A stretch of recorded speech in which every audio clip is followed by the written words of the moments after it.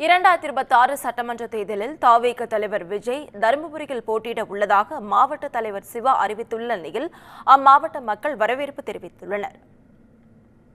தருமபுரிக்காரன்னு பாத்தீங்கன்னா எப்படி பண்றாருன்றது என முதல் வாய்ப்பு இப்பதான் அடியெடுத்து வைக்கிறாரு. வச்சுட்டு அப்புறம் தருமபுரி நின்னாலும் சரி, இல்ல வைக்கிறதுக்கு முன்னாடி சரி, வரவேற்கக்கூடிய விஷயம் தான். அதனால தப்பு இல்லை. யார் வந்தாலும் தமிழ்நாட்டுல அரசியல்ன்றது இங்க நின்னா நல்லா இருக்குன்ற மாதிரி அவங்களோட கொள்கை.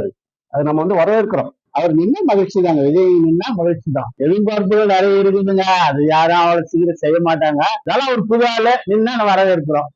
வந்தா நல்லதுதான். நேஷனல் 2026 தலைமை விஜய் நின்னா கண்டிப்பா வாய்ப்பு உண்டு.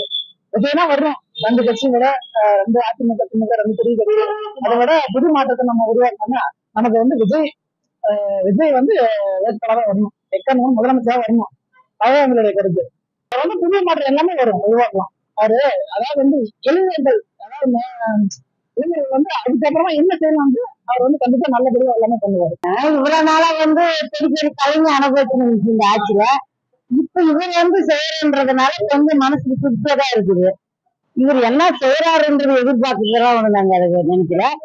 இந்த வயசுல இந்த தம்பி ஆட்சிக்கு வந்தா ஓரளவுக்கு தள்ளின்னு போவாங்க ஆட்சின்றது கருத்து கணிப்பு. அவ்வளவுதான்.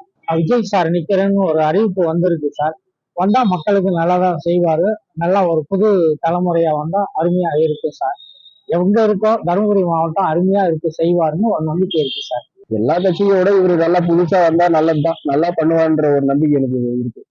தருமபுரி மாவட்டத்துல நிறைய இளைஞர்கள் ரசிகர் நிறையவே இருக்கிறாங்க. ஓரளவுக்கு தருமபுரி மாவட்டம் நல்லாவே வருவாருன்ற நம்பிக்கை எனக்கு மக்கள் ஓட்டு நல்லாவே இருக்குங்க. ஓரளவுக்கு விஜயகாந்த் சாருக்கு அடுத்த பிறகு இவரு வருவாருன்ற நம்பிக்கை இருக்கு.